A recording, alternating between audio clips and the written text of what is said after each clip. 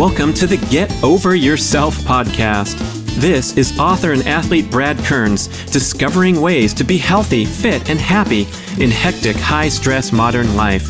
So let's slow down and take a deep breath, take a cold plunge, and expertly balance that competitive intensity with an appreciation of the journey. That's the theme of the show. Here we go.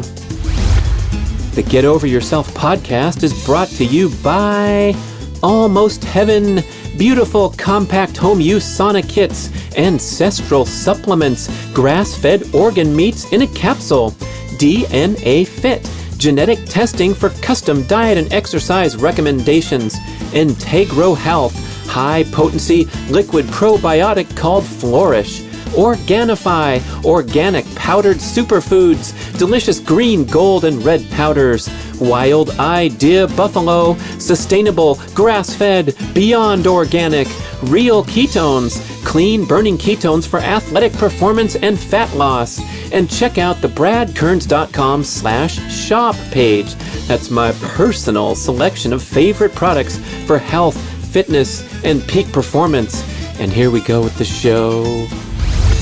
So ancient philosophers and contemporary scientists agree that a key and maybe the key to happiness is relationships. We have to have enduring, intimate bonds. We have to be able to give and get support. We need to be able to confide. We need to feel like we belong. And so anything that we do that tends to deepen or expand our relationships tends to make us happier. Don't do this. Don't say, I'm going to get organized. Because a lot of times when people decide they're going to get organized, they have this impulse to run out to the Container Store or Staples or wherever and buy hangers and folders, binders. I don't know what it is about people and their binders. But really what we should start is by clearing out everything that's sort of clogging the system. Because if you get rid of everything that sort of doesn't need to be there, you may not need to get organized at all. You just have room on a shelf and you just put that thing on the shelf. Is it possible to really change your inborn, hardwired, genetically programmed personality? I don't think so, or if it is, it's very, very difficult, but it's very easy to change your circumstances.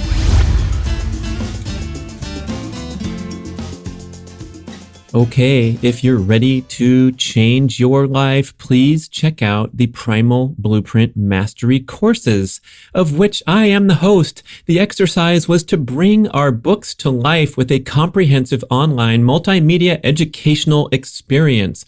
We have the Primal Blueprint 21-day transformation, so you can go primal, ditch grains and sugars, learn what primal living is all about. We have the Keto Reset Mastery course. If you've built up some good momentum and now you're ready to try this keto thing and do it right once and for all and be guided step by step throughout the content in the entire book, The Keto Reset Diet, through video. If you're too lazy to read, just watch me talk you through the whole thing. We also have the Primal Endurance Mastery course, which is the world's most comprehensive library of interviews with experts, great athletes, and covering the entire content of the Primal Endurance book. An absolute must-have for an endurance athlete who's trying to do it right instead of get broken down and burnt out.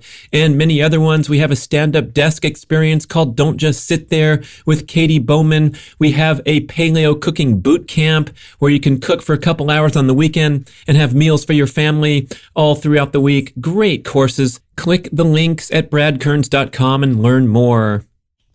Ladies and gentlemen, I present mega-bestselling author, award-winning podcast host, Gretchen Rubin. How do I land these incredibly popular and important best-selling authors? It's because people like Gretchen Rubin are cool. They're receptive to my crazy cold pitches, and she likes to give of herself and spread the word. She's doing a fantastic job. I'm so honored to get a chance to talk with her. I think you're going to love this show, full of life-changing insights. If you don't know Gretchen Rubin, go type her name into Google. You will blow out with all these incredible best-selling books, a string of New York Times #1 bestsellers. Her topic is habits, happiness, human nature, helping you understand yourself, do things the right way, do things that work for you. Some of the great books in her library: The Happiness Project, Happier at Home, Better Than Before, The 4 Tendencies, which was an absolutely transforming book for me to discover my basic nature and how I relate to the world and to other people and how to do things better and to honor those tendencies. And then, of course, her newest book, which she's making the rounds to promote, is called Outer Order, Inner Calm.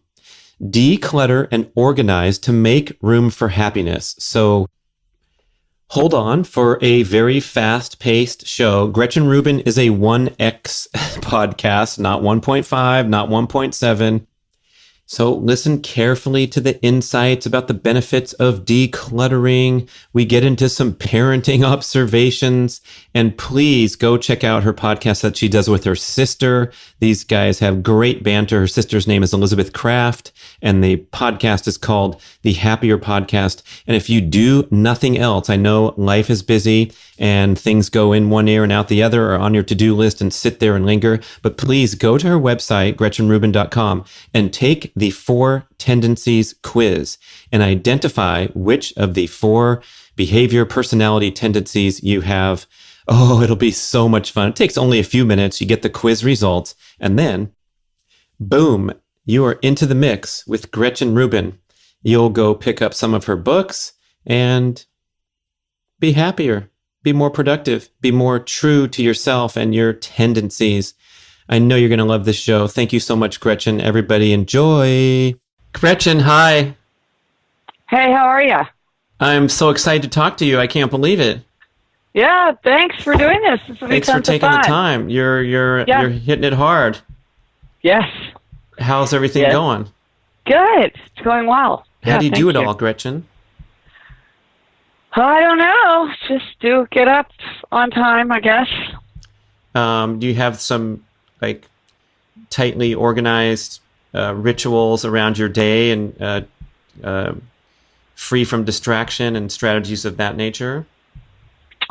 I love routine and habit, so I incline that way. So I don't really need to go out of my way to build that in. That's sort of, it's anything I have to loosen up. You're the upholder. Yes, I am. I figure we're recording already when I asked you how do you do it all. So okay. We're rolling. Okay, we'll just jump in. Okay, good. Yeah. That's my crazy get over yourself podcast style. We're freewheeling.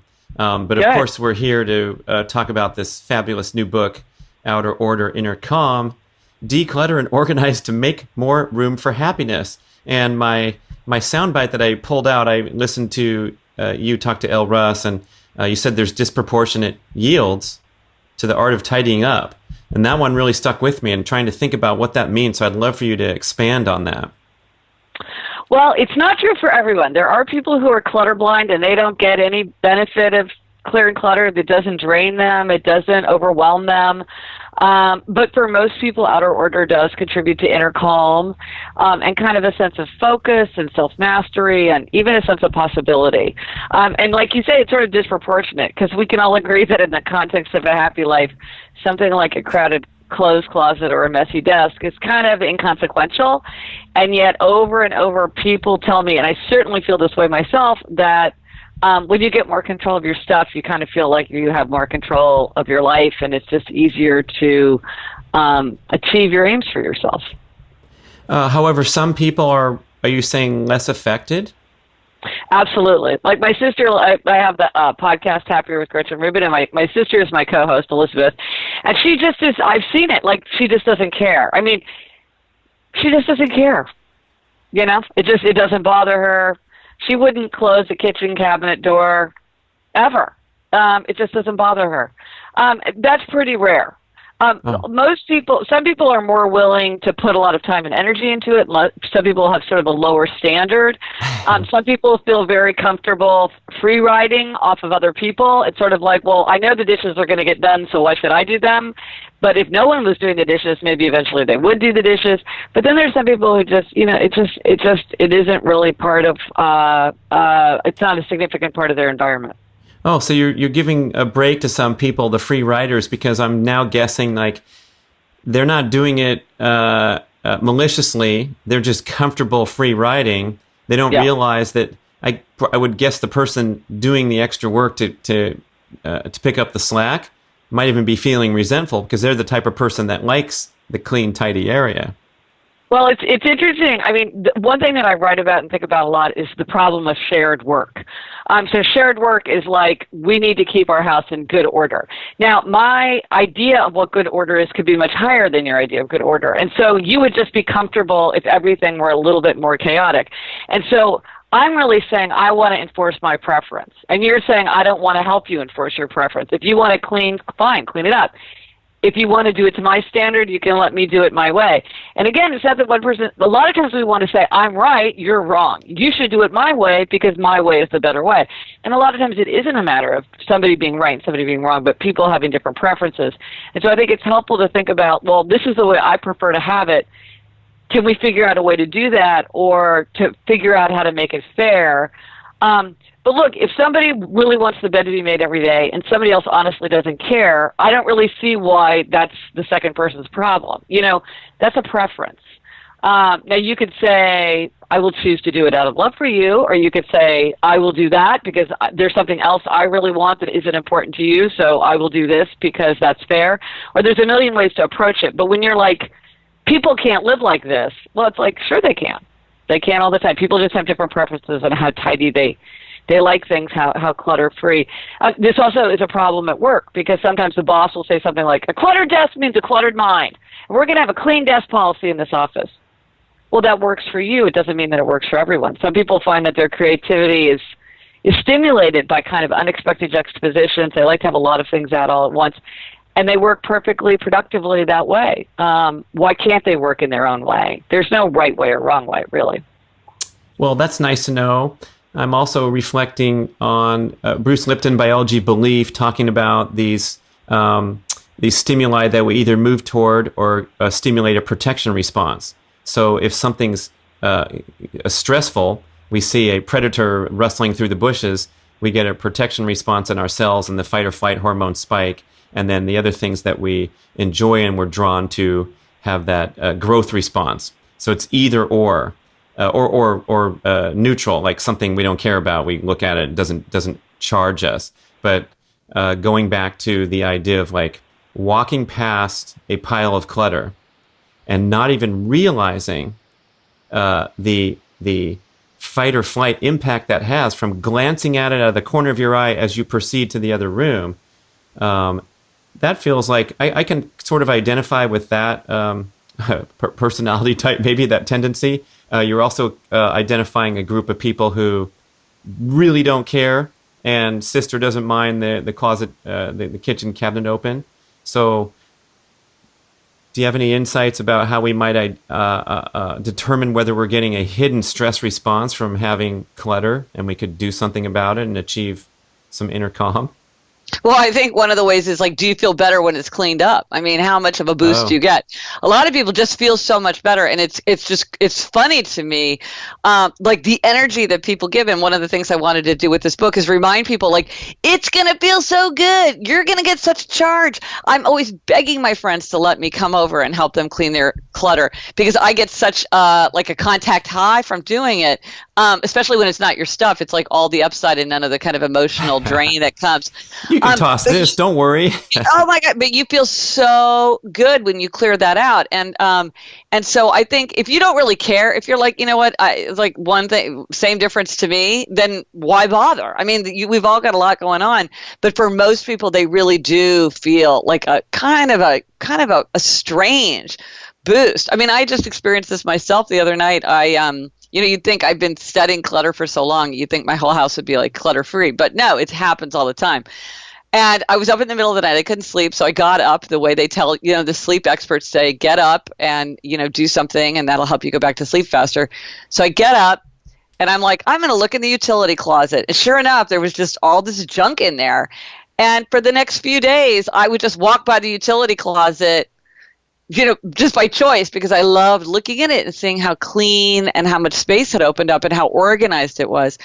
So it gave me it wasn't like it was bothering me. I hadn't even thought about the utility closet in like 10 years. I just go get what I needed and leave. It wasn't weighing on me particularly, but then even just releasing all that space and creating that order, really gave me a weird sense of satisfaction. And so, sometimes when I'm blue, I'll clear clutter because it just always gives me a lift. I I hear that, and I can identify, and it's just a sense of accomplishment. And then you said, watch out about proclasticlearing. I'm like, oh no. I mean, I'm a writer. I have deadlines, and there's so much aversion to getting into doing the hard work, and we have all these coping mechanisms and wasting time tidying up.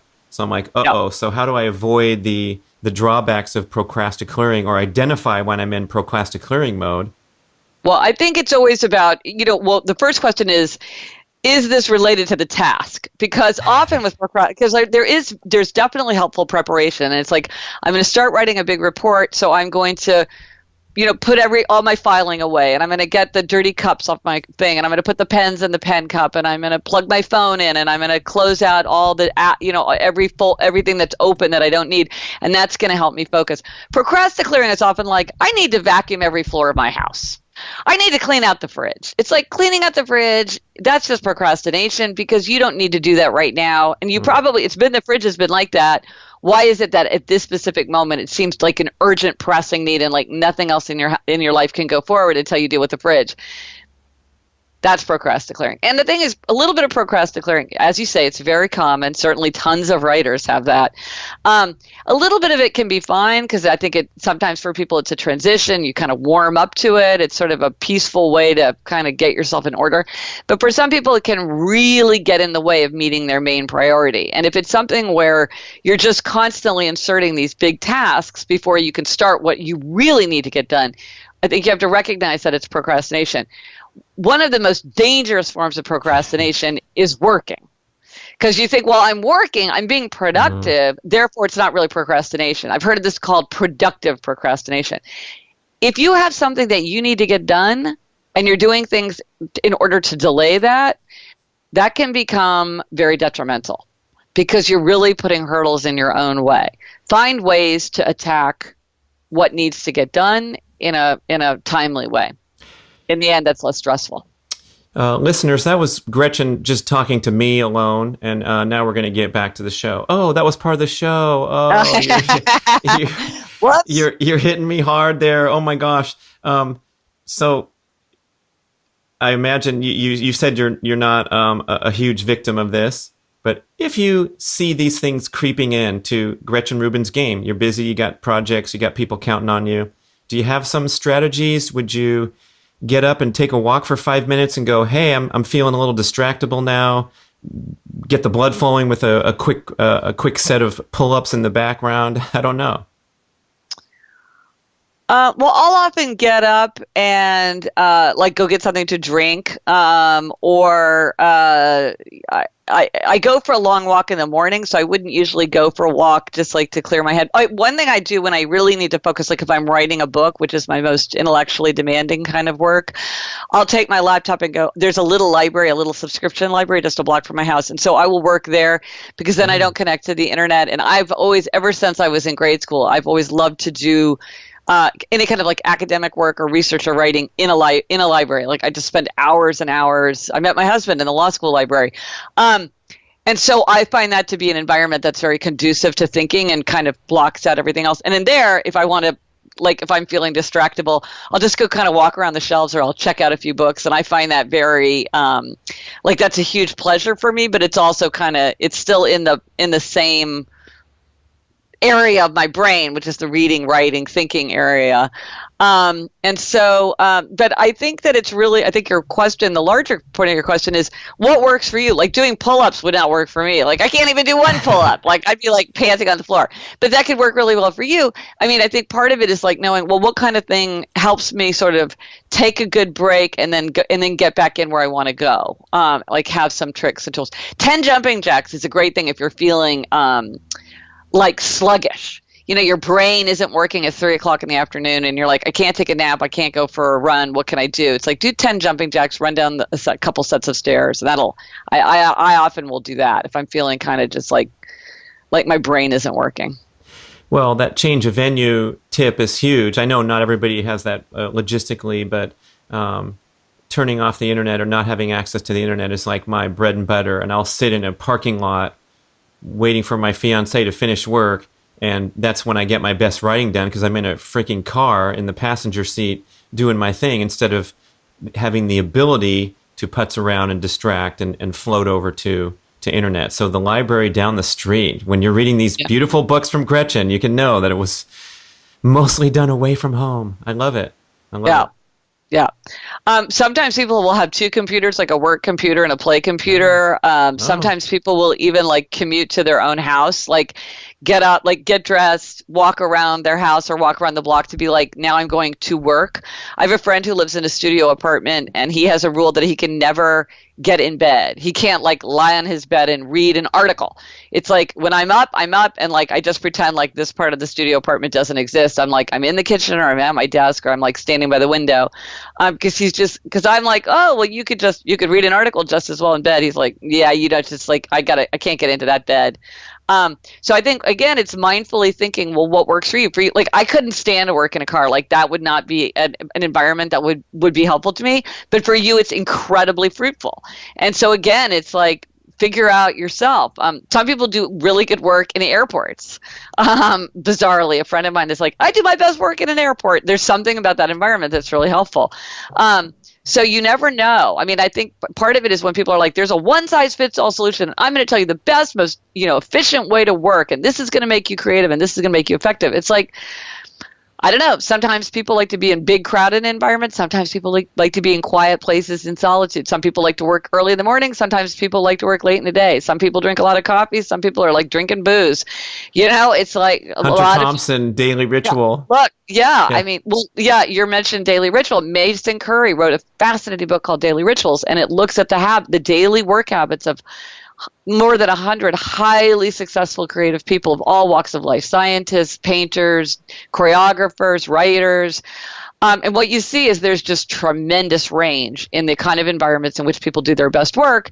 And the key is to figure out, well, what do I need, and how do I get myself what I need? And maybe I need tremendous order. Maybe I'm a simplicity lover who needs tremendous order in my environment. And maybe I like some buzz and some profusion and a little bit of chaos, and that works better for me. So rather than trying to jam yourself into someone else's model, it's like, okay, what do I need, and how do I get the environment that works best for me? So blowing that up to a bigger perspective, I'm wondering, we have, and you're a parent, I'm a parent, we want the best for our kids and for them to be the best they can be. And then you sit back and reflect, and, we have these tendencies and these desires to pursue and achieve goals. But there seems to be a whole spectrum of society now, especially where you can just indulge in digital entertainment for hours on end. They talk about the video game addiction, the porn addictions, the things where people are just engaged and getting dopamine hits or whatever they need. And then you go to the Central Park on Sunday and you see people sitting on a blanket, throwing a Frisbee, having a hot dog, and walking over to watch the baseball game for 4 more hours, something that maybe one category of person would never do because it's such a waste of time and it's ridiculous and it's not using your brain and you're not making money doing it. But are there different paths to happiness? Or is there, how do you find out what to honor, or whether you're falling short of your best self and you deserve to go read a book like The Happiness Project or Outer Order Inner Calm?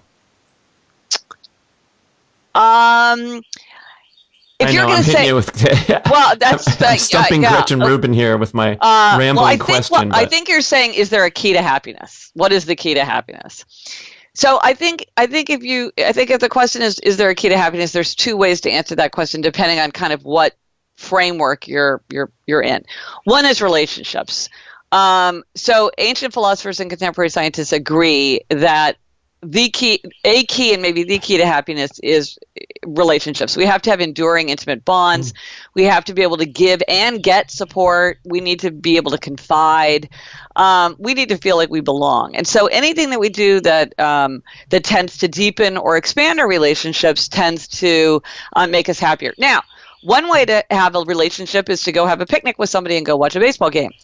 On the other hand, it is also true that there's many ways that technology can help us deepen and expand our relationships. So technology it's an amplifier of human nature. Every medicine can become poison, and I think we want to be we want to be in control of it and use it to our benefit. I'm a big believer in the benefits that technology can bring. That's not the same thing as I'm playing video games 14 hours a day and to the exclusion of everything else. But so anything that deepens and broadens relationships tends to make us happier. Or you could say, what's another key to happiness? The key to happiness is self-knowledge, because we can build a happy life only on the foundation of our own nature, our own interests, our own values, our own temperament. Now, going to a baseball game on a sunny day is something that would leave me utterly bored and cold. I don't want to go to a baseball game. I don't want to watch it on TV. I don't want to watch it live. Like, I might go to hang out with my friends, but I'm like, we could be at a baseball game. We could be at a football game. We could be at a basketball game. We could be at a soccer game. We could be at a tennis match. I don't know, because I don't care, because I'm not interested in sports and I don't even really like games. So is that a secret to happiness? No. The secret to happiness is, what do I like? What do I enjoy? How can I hang out with people that I love? And so everybody kind of has to figure out their own way, because it's going to look different. The kinds of things that make one person happy might not make another. Some people, travel is really important. For some people, music's really important. For some people, food is very important. For some people, games are very important. There's so many different ways that we can approach it. But the secret is to know ourselves and to think about, well, how do I build a life that reflects what's true about me? Not what other people expect from me, or what I assume is true about me, or what I wish were true about me, but really what is true for me. So if you're a surf bum and you're totally congruent with that, you're not really making an economic contribution to society. You might not be taking best care of even the relationships around you, but you appear to be a chill person, enjoying your beers and street tacos and random binges to Baja for catching the waves. Is it possible that person's accessed something that they might have the secret to the tightly wound helicopter overstressed parent that's trying to do too much and be too much and ascribe to all these ideals of society? Well, I think you're describing people of very different values and saying, well, because one person could say, my value is autonomy, independence, choice, spontaneity. I'm not that interested in deep relationships. I don't want to have children. I like being in nature. I like extreme sports. Another person is like, I'm very deeply engaged with the people around me. It's important to me to have roots. A lot of people depend on me and I depend on others. I'm very ambitious in my career. I want to have power. I want to have influence. I want to make things happen in the world. I want people to listen to me, and I want to be able to execute big dreams and big visions. These are people of different values. And to say that the person who's really happy being the head of an emergency room in a big urban hospital as a head of surgery would be happy as a beach bum, it's like, no, they wouldn't, because those are totally different people with totally different values and totally different interests. The beach bum is like, okay, I'm a beach bum. I like to be independent, but like, do I have relationships? Because if I don't have relationships, I'm probably not going to be happy. And to the emergency ER person, it's like, do you have time to just do what you want and to relax? Because probably that would make you happier. But to sort of say like one is preferable than the other, or like that one has I think people can be happy in such different ways. And so I think rather than saying it's very helpful to think like, well, what are the elements, and given everything about me, how would I incorporate those elements? I mean, just the same way, extroverted and introverted. Some people want to have coffee with two best friends, and some people want to walk into a crowded cocktail party. Is one right and one wrong? Is one the best way? I mean, both have advantages and disadvantages. We're probably all happier if we can enjoy a little bit of both. Maybe we have to kind of push ourselves in certain kinds of environments to get the benefit of them. But when people say something like, well, I can have 3 real friends, or I can have 30 Facebook fake friends, I'm like, that's a false choice.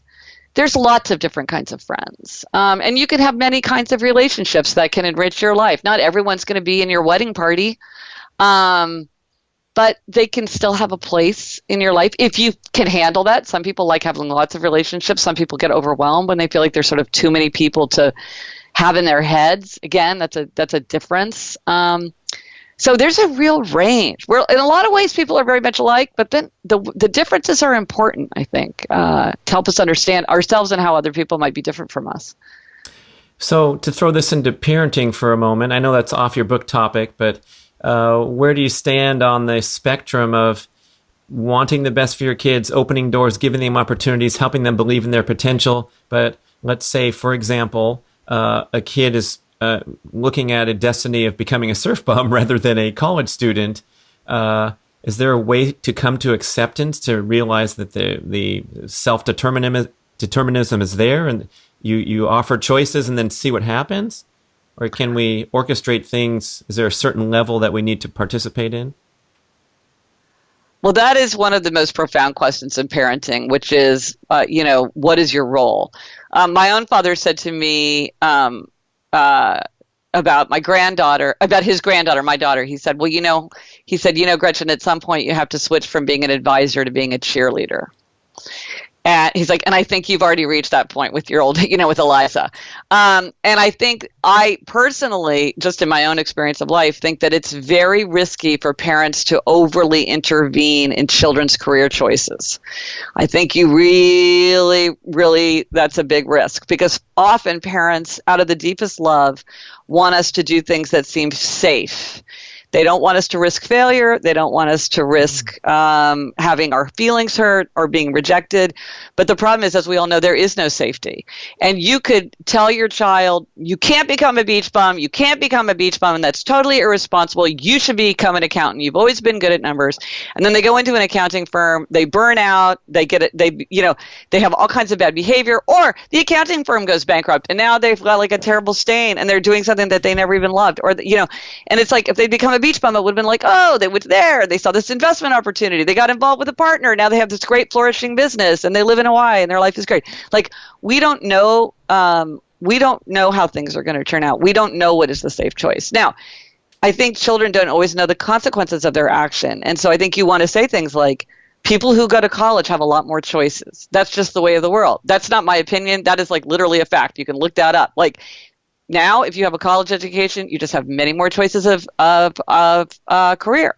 If you're a person who likes to have choices, that might be something that's really important to you. Do you want to take a gap year? Like, a lot of times parents can see options or like nuances that children just don't have enough experience in the world to be able to spot. They don't know about. I remember coming out of college, like, people had jobs. I didn't even know that was a job. Like, I didn't even know that was a thing. Like, people became management consultants. I was like, what is that? I had never heard of that. I grew up in Kansas City, Missouri. Like, I'm sure there were management consultants, but I was like, what is that even a job? My sister works in Hollywood, and she's like, people don't know. They're like all these crazy, cool jobs in Hollywood. People are like, you can do that as a profession? It's like they just don't have the sophistication to realize the possibilities. So I think there's absolutely a role for a parent to play. But a lot of it is, it's not something you could do at the last minute. It's like something that you've been trying to do all along in terms of helping them have self-mastery and planning and thinking ahead and self-examination. What am I like? What am I good at? What interests me? These are kind of, this is the long game. Right, and doing so without injecting that judgment or manipulation. For example, like bribing for a college admission spot on a fake athletic team or what have you. Yeah.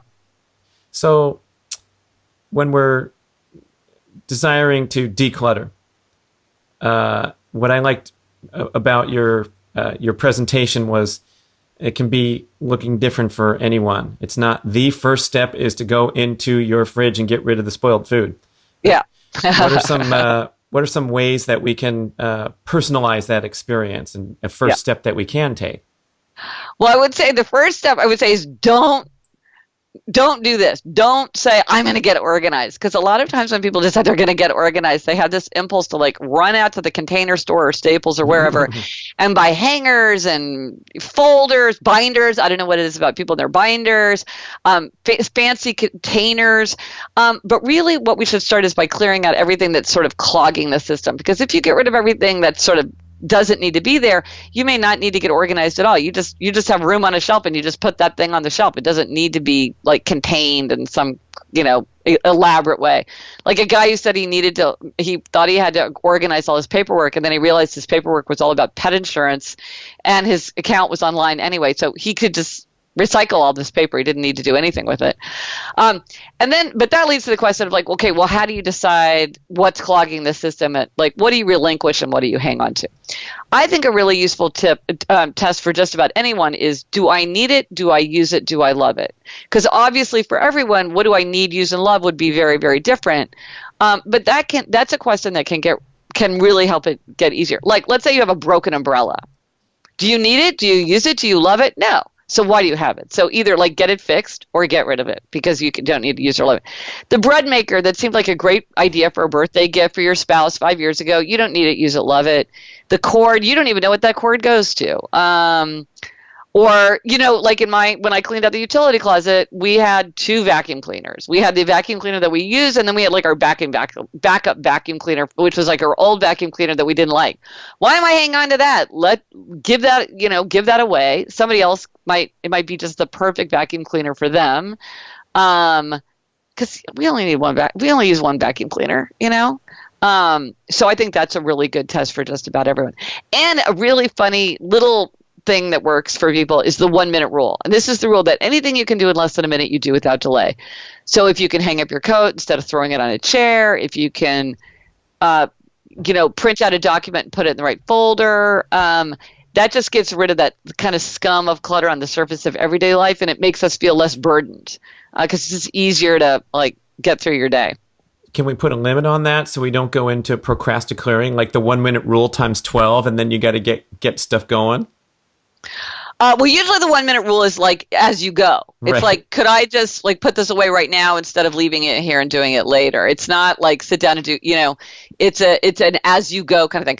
One of the things that's very striking about clutter is that it's much easier to keep up than to catch up. And what happens to a lot of people is they live in clutter because maybe something happened, like they had a baby and started a new job in the same 6 months, or they moved and they started a new job and they never really unpacked. Like they never can get caught up, and so it's just sort of like builds and builds. Or it's like you have a big mess and then it just doesn't, you're like, when am I going to tackle this huge pile? But what you don't want to do is to tackle the huge pile and then a week later it's like nothing ever changed. Once you can catch up, you want to have these little habits that will help you keep up. And the 1 minute rule is great for keeping up because it just means like, oh, this book is out. Let me put this book back. I'm not going to leave it there for a month, and I don't need to take a half an hour and do like a whole spree of cleaning because maybe I'm just walking out the door to go to work. I'm just going to do this one thing because I know I can get it done in a minute. Now, assume once you build that momentum from your initial efforts, it's got to be easier to keep up. I think it's much easier to keep up. And then also one thing that I noticed, and I think many people have experienced this, is that messy areas tend to get messier and tidy areas tend to stay cleaner. And you can see what this is. Like, let's say you have a counter and like there's 15 things on it. Well, if you dump your bag there at the end of the day and you're just like, oh yeah, I don't know what to do with this thing. There it is. It doesn't call out to you to figure out what to do with it. Whereas if you have a bare counter or like a bare chest of drawers in your front hallway or something, and there's like one thing sitting there, well, first of all, it's easier to find it. You're like, oh, there are my AirPods because they're just sitting there by themselves instead of part of a big mess.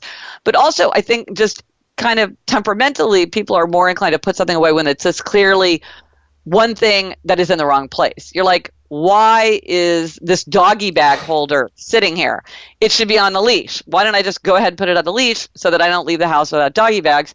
But if it's part of a whole mess, it's like your eye doesn't even locate it. So I do think that once you clear things, and then also other people, if there's a big mess, people tend to dump their mess on it. If it's pretty clear, then they're much more aware of like, why is my stuff there? My stuff doesn't belong there. It belongs someplace else.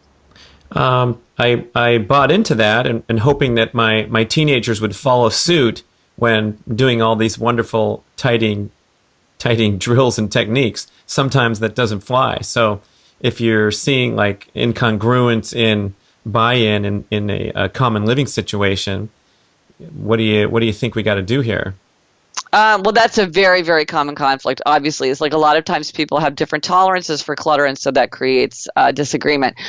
I mean, for children, I mean, it's always, I think the question is always like, is this the hill on which you want to make your stand? Is this so important to you that you really want to nag on it? If it's something like you're just kicking off your shoes instead of putting them in the right place, it's like at a certain point, I think I would not fight that fight. Now, for somebody else, that could be so important that they would want to make that their fight. So in that case, there's a lot of strategies in the books where you can is it easy to put it away? How convenient is it to put it away? Can you set things up in a better way? For example, in my house, nobody ever hung up their coat. I never hung up my coat either. So we were all doing this. And then I thought, hooks. So I put in all these hooks, and it turns out with my family, if there are hooks, people will put their coats on hooks. So sometimes it's sort of well, can we do this another way? Or let's say the shoes are driving you crazy. Could you have a basket? A lot of times something that's on a tray or in a basket feels more orderly, even if they're just sort of tossed in there. So could you put a basket by the front door, and you're could you just put your shoes in the basket? And okay, maybe they can do that. Because it's not take them up to your room and put them in your closet. Don't put them away. Just put them in this basket. Or at least for you, it's easier. You just put them in the basket. I feel like I spend half my day putting dog toys back in the basket. It's not that hard though, but if I was actually putting them away in a specific place, it might get annoying. But if you're just dumping them in a basket. So I think part of it is just to step back and think, what is the problem? Identify the problem. I think if you can, it's great for children to have their own space that they can handle in their own way. And maybe it's super messy, but you can be well, in your space, you can do what you want. But in these shared spaces, I really want you to do it a different way. I think children often respond to that. And to try to make it easy. I mean, I've seen pictures of people have shown me pictures of their children's rooms, and they're my kid won't put anything away. I'm that room is there's no room to put anything away. You can't expect your 5-year-old to figure out how to get rid of 80 stuffed animals. You kind of need to help. If it's really hard to jam a coat into a coat closet, people are going to be less likely to hang up their coats. So maybe you need to say what's getting in the way. And then I would say the final thing is, and I've experienced this as a parent, is the days are long, but the years are short. And right now it's driving you crazy to have all those tennis shoes by the front door, but the day will come when there are no shoes by the front door and everything will be neatly put away exactly where you left it. And you will think back with great fondness on the day when there was a huge pile of tennis shoes by your front door every day. I'm just saying, enjoy the season of life and try to understand these are all phases. And they will pass. And you want to manage it completely. I do the same thing, but I now often am oh, remember the giant plastic slide that drove me crazy? Well, that was just a season of life, and I probably should have just been more chill about it.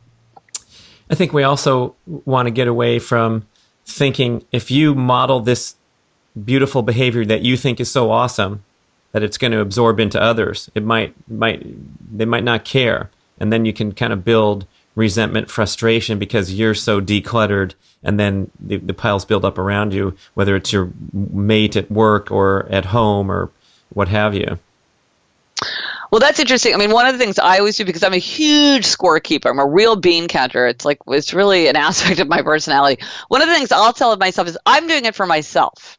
I'm doing it because this is the way I like to have it. Because in a way that sounds selfish, but to your point about resentment, it's I don't resent doing this. This is what I want. I'm cleaning this up. I'm not doing this for you. I'm doing this for me. And I think a lot of times I am doing it for me. And so just to be honest about it, if somebody else really doesn't care, it's well, you are doing it for you. And just, and that there's a pleasure in that. And just being well, I want it the way I want it. So I'm going to make it the way I want it. And then it's annoying if other people don't cooperate, but you can see why you're doing it yourself.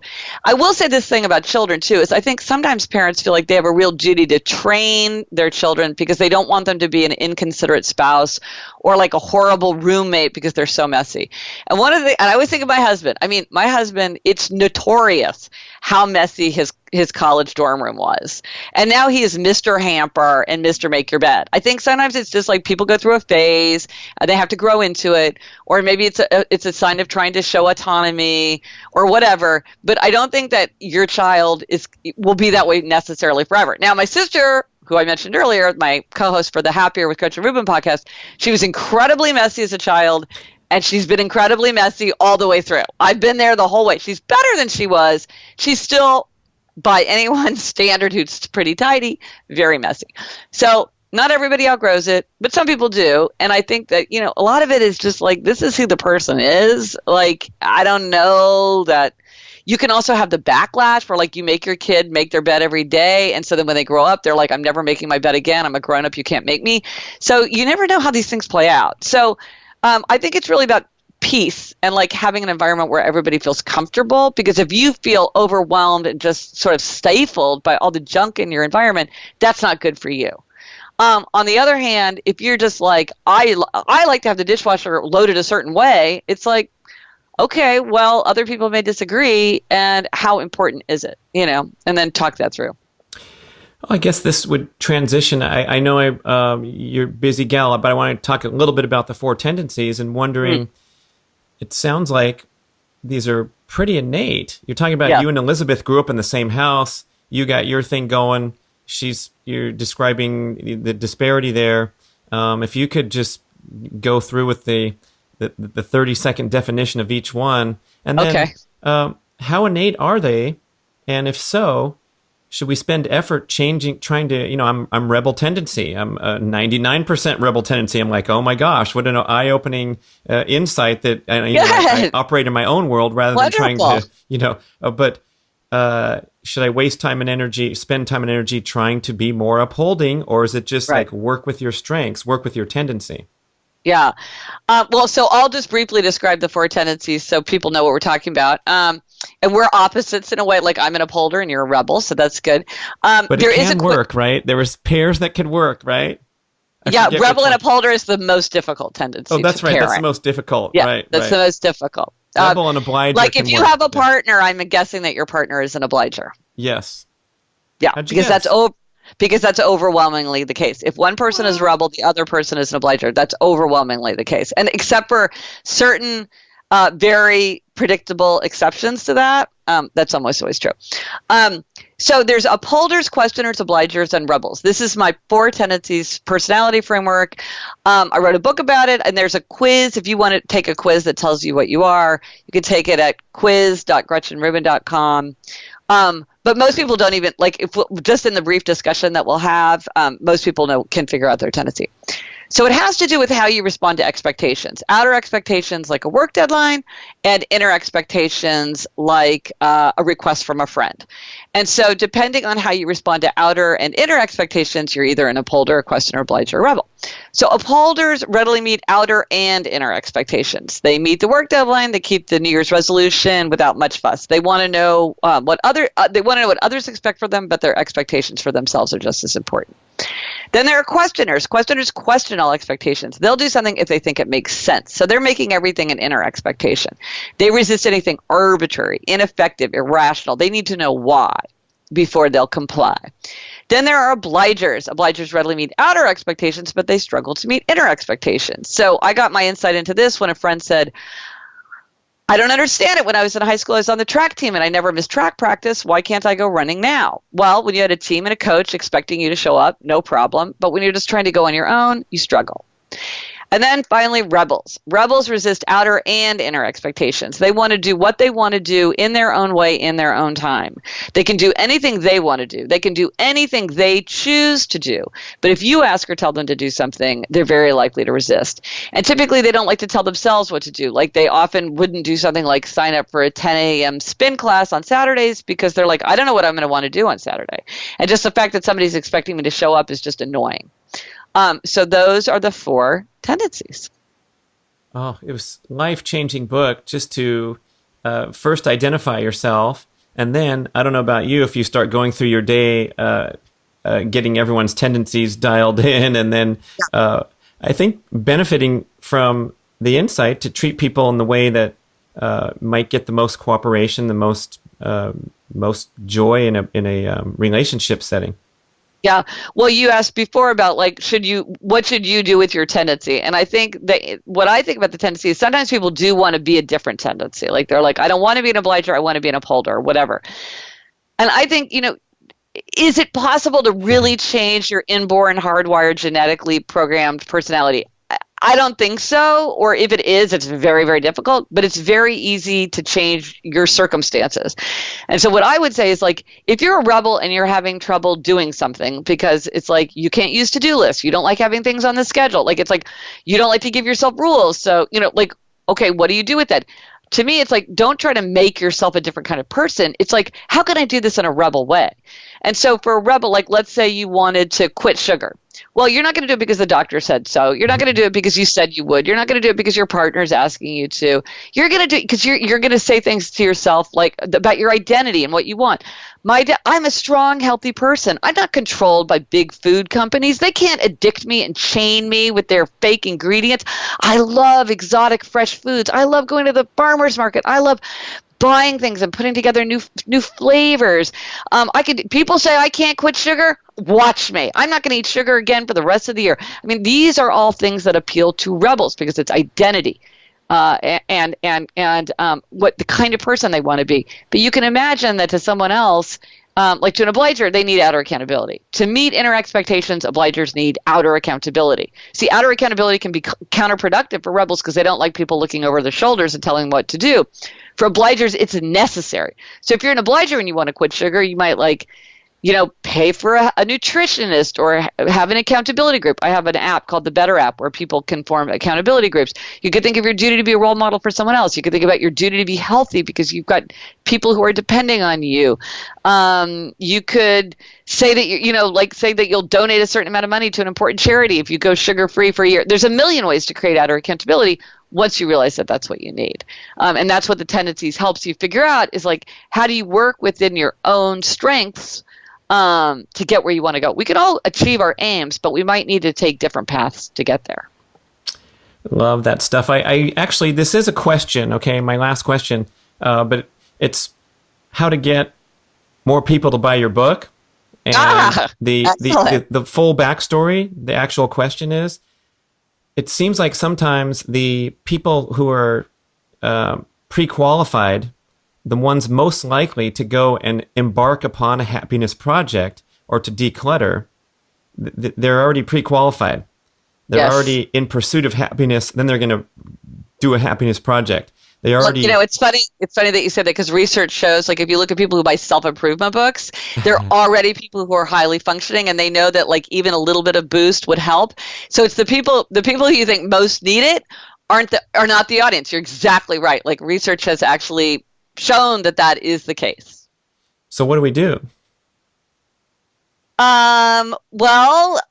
You mean like, should you give it to somebody? A lot of times my books are given to, it's funny, like I will personalize books, and a lot of times people ask me to personalize, you got this, or you can do it. So clearly it's like meant to be, I don't like, you're like, I'm not going to buy this book. I know you're not going to buy this book for yourself, so I'm going to buy it for you, I mean, one thing is you can sort of like leave it out and see if somebody wants to do it. But I mean, all change, it has to, with the only person we can change is ourselves. We can't make other people change or force, or nag other people into changing. But sometimes we can put ideas or thoughts in their way, so that can help. And sometimes, I love the saying, when the student is ready, the teacher appears. And so sometimes you can kind of play that role as sort of like when somebody seems like they're casting about, you can offer tools and resources and ideas for them. I know. Right? People have to be ready to listen. You're cranking out books. You're recording the podcast. We can push that button and start listening. And maybe that's going to, for the questioner, it might take a few episodes or whatever. But I appreciate what you're doing so much, Gretchen Rubin. We've dropped a few suggestions through the thing, but you want to summarize by telling us the best way to connect with you and. Absolutely. Yes, you can listen. We talked about my podcast, Happier with Gretchen Rubin, where I talk every week about how to be happier with my sister, Elizabeth Kraft, the messy one. She's also an obliger. And on my website, GretchenRubin.com, I post regularly about my adventures and sort of happiness and good habits and human nature. I write a lot about habit formation as well. And there's tons of stuff there and resources. And if you want to read sample chapters or listen to samples of the audiobooks, it's all there. I'm on social media under the name Gretchen Rubin. I love to connect with readers and listeners and viewers. So with insights, observations, questions, anything, I'm all over the place and I love to connect. So I look forward to hearing from people. Gretchen Rubin, keep it going. Thank you so much for the show. I really appreciate it. Thank you. It's so fun to talk to you. Take care. Thank you for listening to the show. We would love your feedback at getoveryourselfpodcast@gmail.com. And we would also love if you could leave a rating and a review on iTunes or wherever you listen to podcasts. I know it's a hassle. You have to go to desktop iTunes, click on the tab that says ratings and reviews, and then click to rate the show anywhere from 5 to 5 stars. And it really helps spread the word so more people can find the show and get over themselves because they need to. Thanks for doing it. This is Brad to tell you about my favorite performance supplement, Real Ketones. They are makers of the most scientifically advanced, most heavily researched supplemental ketone product available in the world. Yes, you can now drink exogenous ketones, the same ketones that your liver makes from devoted dietary restriction, and you get quickly into ketosis to support your athletic, weight loss, cognitive performance, and disease protection goals. People, I have been in the performance nutrition game for a long time, and I must proclaim that ketone supplements are the greatest breakthrough in performance nutrition in decades. To date, we've had protein powders, which is great. And then we've had a bunch of powdered, sugary drinks and gels and blocks and bars. Ketones are a vastly superior, cleaner burning fuel source than glucose. In fact, glucose produces 45 times more free radicals than ketones. That's why the ketogenic diet is so popular for treating seizures, cancer, athletic peak performance, and fat loss. Personally, what I do is I drink my Real Ketones before, during, and after high intensity or long duration workouts. This way I turbocharge fat burning and I get the absolute cleanest burning fuel source ever. Science validates that exercising in ketosis generates less inflammation, especially in the highly sensitive brain cells. That's why you feel fried the morning after a tough workout, and you have less cellular destruction, less muscle soreness. And here is Real Ketones' breakthrough product. It's called Prime D+, a multi-patented formula combining ultra-high potency BHB salts with MCT oil to quickly get your body into sustained ketosis and no crash effect, because MCT oil helps boost internal fat and ketone production. The science is there, peoples. Real Ketones has spent over $1 million in product research. It's time for you to join the revolution to the highest quality fuel. Go to bradkearns.com's shopping page, bradkearns.com/shop, click the link and get 10% off your first bottle of Real Ketones Prime D+. You can learn more at realketones.com.